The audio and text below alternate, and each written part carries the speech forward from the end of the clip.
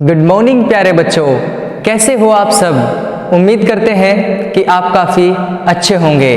प्यारे बच्चों, 12th class NCERT physics को हम पढ़ रहे हैं और अभी तक हमारे सेकंड चैप्टर के 7 लेक्चर कंप्लीट हो चुके हैं।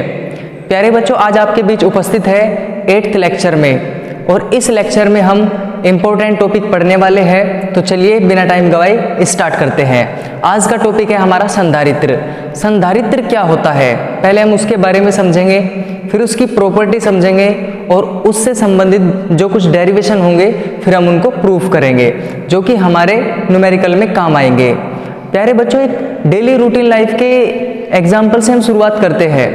हम सभी के घर में जो सीलिंग फैन होता है, जो छत का पंखा होता है, उसमें एक सेल टाइप का लगा होता है। आपने देखा होगा, अधिकतर व्हाइट कलर का होता है। एक सेल जैसे सेल होता है ना, इस टाइप का एक होता है पंखे के ऊपर ही। तो उसको हम क्या बोलते हैं, उसको बोलते हैं हम कैपेसिटर। हिंदी में बोलते हैं उसको संधारित्र, उसको कंडेंसर भी बोल देते हैं। ठीक है ना, आपने वो देखा होगा लेकिन अभी तक आपको नहीं पता होगा कि वो क्या होता है। तो उसका काम होता है एनर्जी को स्टोर करना। ठीक है ना, अब उसी के बारे में हम पढ़ने वाले हैं। तो यहाँ पे आपके सामने हेडिंग लिखी हुई है संधारित्र। तो संधारित्र क्या होता है, पहले हम उसके बारे में समझेंगे। संधारित्र एक ऐसा समायोजन है। संधारित्र क्या है, एक समायोजन है। कैसा समायोजन, जिसमें किसी चालक के आकार में परिवर्तन किए बिना, मान लीजिए हमारे पास क्या है, कोई चालक है और उस चालक के साइज में हमने कोई चेंज नहीं किया, उस पर आवेश की पर्याप्त मात्रा संचित की जा सकती है। ठीक है ना, कोई चालक हमारे पास है, उसके आकार में चेंज किए बगैर उस पर आवेश की पर्याप्त मात्रा संचित की जा सकती है। इस तरह के समायोजन को हम क्या बोलेंगे, संधारित्र बोलेंगे। बात समझ में आ रही है। अब दूसरे शब्दों में भी इसको कह सकते हैं हम, कैसे, संधारित्र किसी भी आकार के दो ऐसे चालकों का युग्म है। संधारित्र किसी भी आकार के दो ऐसे चालकों का युग्म है जो कि एक दूसरे के समीप हो तथा जिन पर बराबर व विपरीत आवेश हो। देखो एक छोटा सा डायग्राम समझो। ये दो चालक है हमारे पास, ठीक है ना, दो प्लेट मान सकते हो आप इनको। एक ये है हमारे पास और एक ये है हमारे पास। ठीक है, ये पॉजिटिव चार्ज है और ये नेगेटिव चार्ज है। तो दो युग्म है ना, देखो एक युग्म है, दो चार्ज है, दो को मिला के एक युग्म बनेगा यहाँ पे। और दोनों प्लेट या दोनों चालक एक दूसरे के समीप भी स्थित है। तो इस तरह का जो हमारा समायोजन होगा, जो इस तरह का हमारा कॉम्बिनेशन होगा, उसको हम क्या बोल देंगे, संधारित्र बोल देंगे। ठीक है ना, जब आपके न्यूमेरिकल आएंगे तो आप इस तरह की चीजें उसमें पढ़ोगे कि ये हमारे पास पहला संधारित्र है, ये हमारे पास दूसरा संधारित्र है, और संधारित्र को C से प्रदर्शित करोगे तो दो संधारित्र है तो क्या लिख सकते हो, C1 और C2। खैर ये चीजें हम बाद में पढ़ेंगे थोड़ा इस टॉपिक को कवर करने के बाद। तो आपके सामने दो डेफिनेशन है। चाहे तो आप इस तरीके से समझ सकते हैं कि संधारित्र एक ऐसा समायोजन है जिसमें किसी चालक के आकार में परिवर्तन किए बिना उस पर आवेश की पर्याप्त मात्रा संचित की जा सकती है। संचित का मतलब समझ रहे हो, स्टोर की जा सकती है, संग्रहित की जा सकती है, यानी कि उसके पास रखी जा सकती है। और दूसरी, संधारित्र किसी भी आकार के ऐसे चालकों का युग्म है। क्या है, एक युग्म है, एक पेयर है जो कि एक दूसरे के समीप हो तथा जिन पर बराबर व विपरीत आवेश हो। जैसे कि इस पे तो चार्ज क्या मान सकते हो, Q, और इस पे -Q। तो देखो बराबर है आवेश, इस पे भी Q है और इस पे भी Q है, लेकिन विपरीत प्रकृति के है। एक पे पॉजिटिव चार्ज है और दूसरे पे नेगेटिव चार्ज है, और दोनों एक दूसरे के समीप स्थित है। ठीक है ना। अब अगली बात समझो, संधारित्र की धारिता। ठीक है ना, जैसे हमने चालक की धारिता पढ़ी थी, ठीक उसी तरह से संधारित्र की भी धारिता होगी। क्योंकि जब चालक की धारिता है और चालकों का कॉम्बिनेशन क्या है, संधारित्र है, तो संधारित्र की भी धारिता होगी। तो देखो इसमें क्या लिखा है, यदि किसी संधारित्र की प्लेटों पर आवेश +Q व -Q हो तथा उनके बीच विभवांतर V हो, तब संधारित्र की धारिता क्या होगी, संधारित्र की धारिता C = Q/V। ये वाला फॉर्मूला हमने पहले भी पढ़ा है। वो क्या थी, चालक की धारिता। तो चालक की धारिता का भी फॉर्मूला यही है और संधारित्र की धारिता का फॉर्मूला भी सेम है। तो Q का मात्रक क्या होता है, कूलाम, और V का मात्रक क्या होता है, वोल्ट। तो C का जो मात्रक होगा वो कूलाम पर वोल्ट होगा। तो आपकी मर्जी है, आप कूलाम पर वोल्ट भी कह सकते हो या इसका दूसरा नाम भी है जिसको हम क्या बोलते हैं, फैराड। और जब एग्जामिनर आपके स्कूल में आता है ना, आपसे यही पूछ लेता है कि चलो बेटा ये बताओ धारिता का मात्रक क्या होता है, तो आपको क्या बताना है, चाहे तो आप कूलाम पर वोल्ट बता सकते हो या आप फैराड बता सकते हो। बात समझ रहे हो ना। अब देखो नेक्स्ट टॉपिक है हमारा संधारित्र की धारिता को प्रभावित करने वाले कारक। जो हमारी संधारित्र की धारिता है उसको हम किससे प्रदर्शित करते हैं, C से। तो उसको अफेक्ट करने वाले कुछ फैक्टर है, तो वो देखते हैं हम क्या क्या है। देखो आपको ऐसे अपनी फेयर कॉपी में लिख लेना है, किसी संधारित्र की धारिता निम्नलिखित कारकों पर निर्भर करती है। 3 चीज आपको ध्यान रखनी है। पहली चीज है क्षेत्रफल, दूसरी चीज है उनके बीच की दूरी। किनके बीच की दूरी, जो 2 प्लेट है उन प्लेटों के बीच की दूरी। और ये क्षेत्रफल किसका है, उन प्लेटों का क्षेत्रफल है। और ये K क्या है, परावैद्युतांक, किस मीडियम में रखा है, ठीक है ना, माध्यम क्या है वहां पे, उस पर भी डिपेंड करेगी। तो 3 बात है, इनको समझते हैं। पहली बात में क्या लिखा है, संधारित्र की धारिता प्लेटों के क्षेत्रफल के अनुक्रमानुपाती होती है, ठीक है ना, अर्थात C अनुक्रमानुपाती A। दूसरी बात क्या है, संधारित्र की धारिता प्लेटों के बीच की दूरी के व्युत्क्रमानुपाती होती है। देखो प्लेटों के बीच की दूरी क्या मान के चलो, D मान सकते हो, जो ये वाली डिस्टेंस इसको स्मॉल d मान सकते हो। तो C इनवर्सली प्रोपोर्शनल है D के, या ऐसा भी कह सकते हो C अनुक्रमानुपाती है 1/d के। बात क्लियर है ना। अब तीसरी बात समझो, संधारित्र की धारिता प्लेटों के बीच के माध्यम पर निर्भर करती है। प्लेटों के बीच में वायु है या प्लेटों के बीच में कुछ परावैद्युतांक है, तो उस पर भी डिपेंड करेगी। तो ये C डायरेक्टली प्रोपोर्शनल होगा K के। इससे आगे हम संधारित्र के कुछ टाइप पढ़ेंगे जो काफी इंपॉर्टेंट है और आपके एग्जाम में आते हैं, उनके फॉर्मूले प्रूफ करेंगे। तो चलिए नेक्स्ट टॉपिक समझ लेते हैं। तो नेक्स्ट टॉपिक है हमारा समांतर प्लेट संधारित्र। नाम से ही पता चल रहा है कि ये किस तरह का संधारित्र होगा। एक ऐसा संधारित्र जिसमें प्लेटें क्या होंगी, समांतर होंगी। तो सबसे पहले हम इसका डायग्राम समझते हैं, और अगर डायग्राम समझ में आ गया तो ये थ्योरी और जो इसका डेरिवेशन है वो बहुत ही आसान आपको लगेगा। देखो क्या है समांतर प्लेट संधारित्र।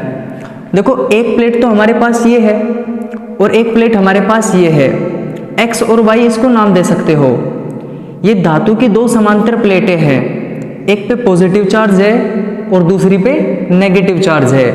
जो वैद्युत क्षेत्र की तीव्रता है वो पॉजिटिव से नेगेटिव की तरफ इस तीर के निशान से हमने शो कर रखी है, ठीक है ना, पॉजिटिव से नेगेटिव की तरफ। दोनों प्लेटों के बीच की दूरी स्मॉल d है। ये किसी चालक से हमने कनेक्ट कर दिया, और ये जो दूसरा इसका सिरा है वो हमने पृथ्वी से कनेक्ट कर दिया। इस तरह का सिंबल अर्थ का होगा, ठीक है ना, अर्थ से हमने इसको कनेक्ट कर दिया। अब यही है बस एक ऐसा संधारित्र जिसमें 2 प्लेटें क्या हो, समांतर हो, वो क्या होगा, समांतर प्लेट संधारित्र होगा। इसकी क्या प्रॉपर्टी है, इसमें कितनी आपको थ्योरी लिखनी है, चलिए वो भी समझ लेते हैं। देखो सबसे पहले क्या करना है, इसके बारे में बताना है कि समांतर प्लेट संधारित्र है क्या। इसमें मुख्यतः धातु की लंबी व समतल प्लेटें होती है। पहली बात तो है ये, जो कि एक दूसरे के आमने सामने थोड़ी दूरी पर 2 विद्युत रोधी स्टैंडों में लगी होती है।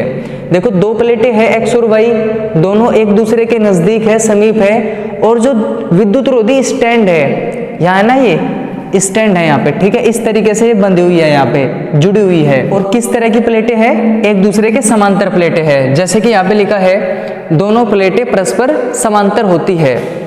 माना कैपिटल X तथा कैपिटल Y धातु की 2 समांतर प्लेटें हैं, जिनमें से प्रत्येक का क्षेत्रफल कैपिटल A है तथा उनके बीच की दूरी स्मॉल d है, तथा प्लेटों के बीच स्थित माध्यम का परावैद्युतांक K है। देखो प्लेटों के बीच में वायु भी हो सकती है और प्लेटों के बीच में कुछ मीडियम भी हो सकता है, कुछ माध्यम भी हो सकता है। फिलहाल हम कोई माध्यम मान के चल रहे हैं और उस माध्यम का परावैद्युतांक क्या लेट किया हुआ है हमने, कैपिटल K। अब देखो क्या करेंगे इसमें आगे। प्लेटों के बीच स्थित माध्यम का परावैद्युतांक कैपिटल K है यदि प्रत्येक प्लेट पर आवेश का पृष्ठ घनत्व सिग्मा है।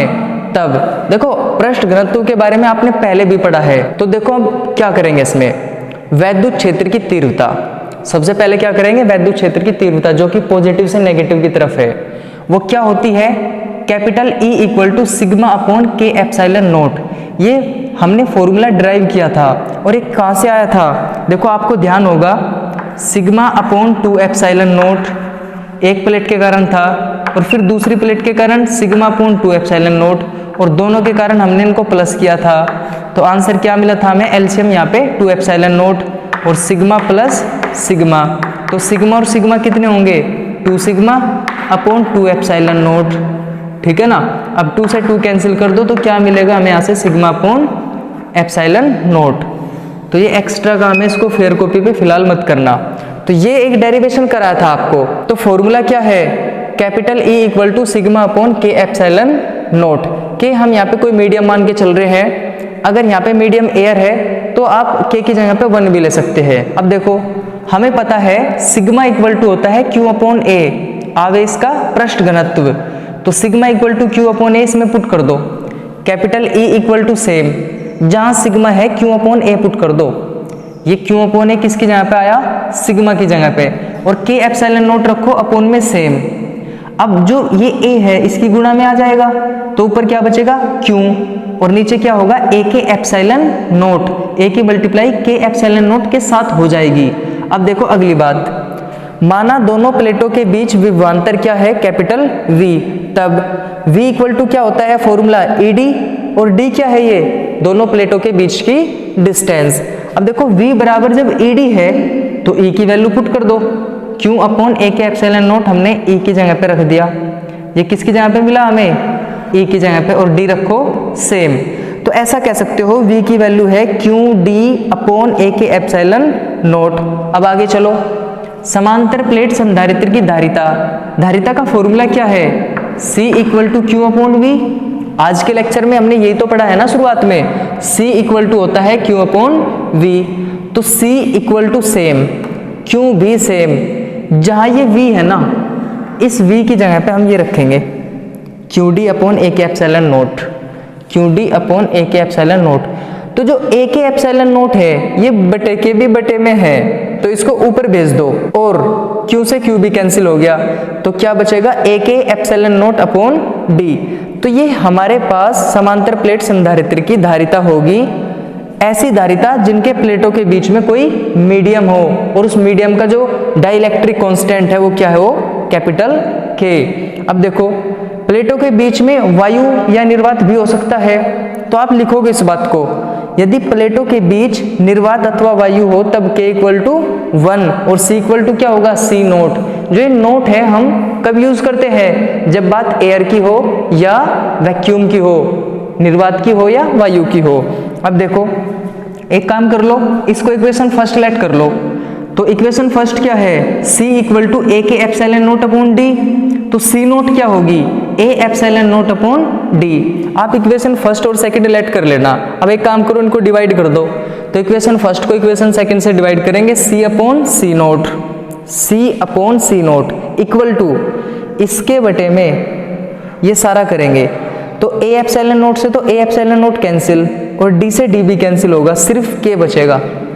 कैंसिल कर दोगे ना इनको, तो क्या बचेगा, सिर्फ K। तो C upon C nought equal to K, या जो C नोट डिवाइड में है इसको मल्टीप्लाई में भेज दो, तो C इक्वल टू क्या बचेगा, K C नोट। तो ये हमारा डेरिवेशन था समांतर प्लेट संधारित्र का। ठीक है बच्चों, आज की क्लास में हम इतना ही करते हैं। आज की क्लास में हमने क्या सीखा, आज की क्लास में हमने संधारित्र के बारे में पढ़ा है, उसकी प्रॉपर्टी पढ़ी है, संधारित्र की जो धारिता है उसके बारे में आपको पता होना चाहिए, उसका मात्रक आपको पता होना चाहिए, और एक संधारित्र का हमने टाइप पढ़ा है समांतर प्लेट संधारित्र। और मोस्ट इंपोर्टेंट लिख लेना इस पे, ठीक है ना, एग्जाम में 99% चांस होते हैं इस डेरिवेशन के आने के, ठीक है ना, और न्यूमेरिकल में तो आपके काम आएगा। ठीक है बच्चों, आप इसको अपनी कॉपी में कर लेना और अच्छे से इसकी प्रैक्टिस कर लेना। आज की क्लास को यहीं पे कंक्लूड करते हैं, नेक्स्ट लेक्चर लेकर आपके बीच बहुत जल्द उपस्थित होंगे। आज की क्लास को अटेंड करने के लिए आपका बहुत बहुत शुक्रिया, थैंक यू वेरी मच।